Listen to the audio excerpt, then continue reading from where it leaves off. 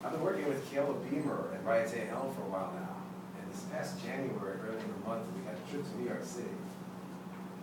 It was a very short trip, about 4 or 5 days, but even so, it was really exciting. A lot of exciting things happened, and it was kind of an adventure. So I'm calling my speech Adventure in New York. We took a couple of legs going down there. We took the red eye into Salt Lake City, had a 2-hour layover, and then we went straight over to Newark, New Jersey, which is right across the Hudson River from Manhattan. As soon as I got into the Newark airport, I felt this famous New York energy. Everybody was walking around faster. They were talking faster. They were doing everything faster. The energy continued when we jumped into the shuttle van to go to Manhattan. By that time, it was evening rush hour, so we crawled through the Lincoln Tunnel. But as soon as we got into Manhattan, we were in a sea of yellow New York cabs. Everybody was driving crazy, including our van driver. As soon as there was a little bit of space in front of anyone in the lane, they would jam on the accelerator pedal, go as fast as they could to fill the space. We got to this one intersection, and this pedestrian was audacious enough to try and cross the street against the light. Right away, this cab driver zoommed through the intersection, laid on his horn, and the guy jumped back on the curb so he could save his life. We made it to our hotel, which was the Hilton, New York, located near the Radio City Music Hall. Our rooms were ready, so we went upstairs. I went upstairs into the room, and I laid down on the bed. It was one of those great beds that a lot of the hotel chains have now.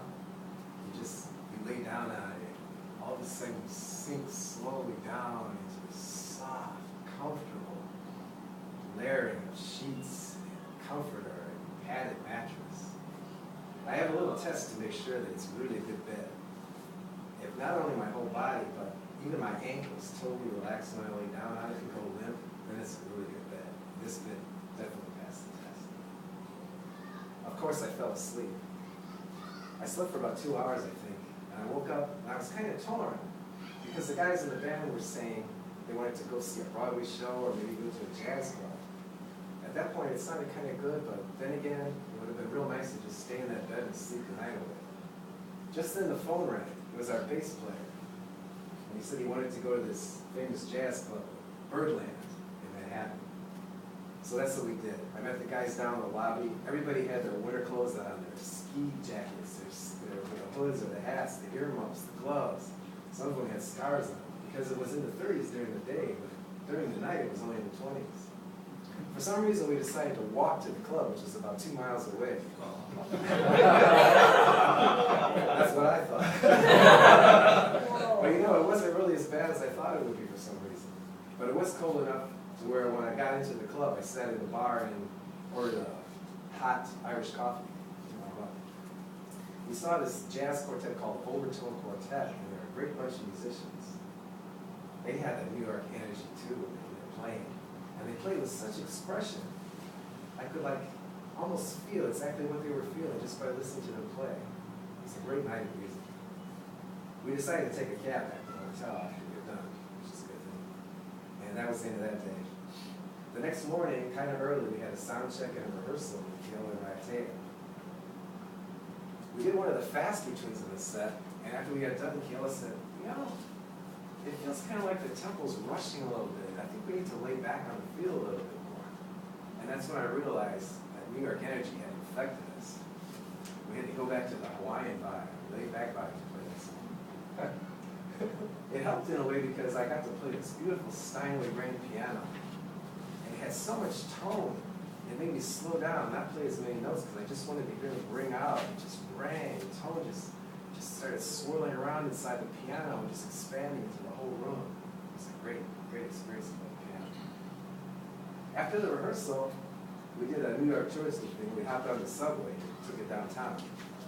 And then we did another New York touristy thing. We got some New York pizza. I'm from Chicago originally, so I'm used to the Chicago pan pizza. It's got a really thick crust, and the ingredients are piled really high, so each piece is about this tall. The New York pizza is a little bit different. It has a really thin crust, almost like paper, and real crunchy like a cracker.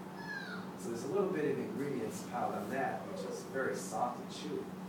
So you bite down on this piece of pizza, and you get this soft, chewy, flavorful thing, and then you hit the crust, and it's got that crunch.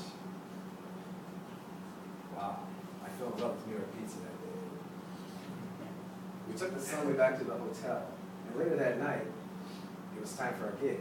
We only had to do 3 15-minute sets. It was kind of a showcase. But there was a lot of time in between, so we got a chance to check out a lot of the other bands there. It was kind of a showcase event. Down the hall, there was a room that had all jazz. And downstairs, there were more jazz groups. The gig went really well, everything was cool. So naturally, at the end, we decided we had to have an after party. We headed down the street to this great Japanese restaurant called Sapporo. And by the time we got there and sat down, I noticed it was 12:01 a.m., January 9th. And that happens to be my birthday. So I decided to start celebrating early, as soon as I could on New York time, which is 5 hours earlier than here. The sake was flowing, Sapporo beer was flowing, there was all kinds of great Japanese food. And I had the pleasure of hearing Ryatea Helm and Caleb Beamer sing Happy Birthday to me. We got back to the hotel really late, and we had to get up early to catch the flight back, so we didn't get very much sleep at all. I was hoping to maybe get first class on one of the legs, but it was really expensive, so I decided against it. We were taking 3 legs, Atlanta, LA, and back here, and one of the legs, the flight was really delayed, and we had to catch the next flight right away. We landed and we found out that it was all the way on the other side of the terminal, so I was doing my power walk thing to make it to the gate on time.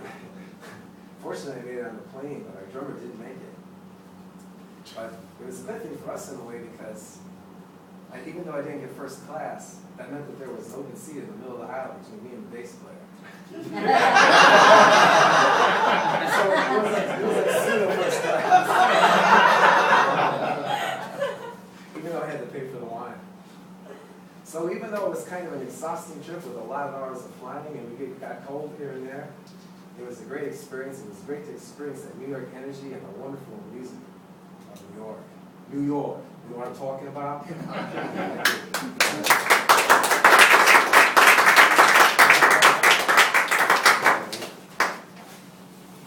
So when you tripped the drummer, that really worked well.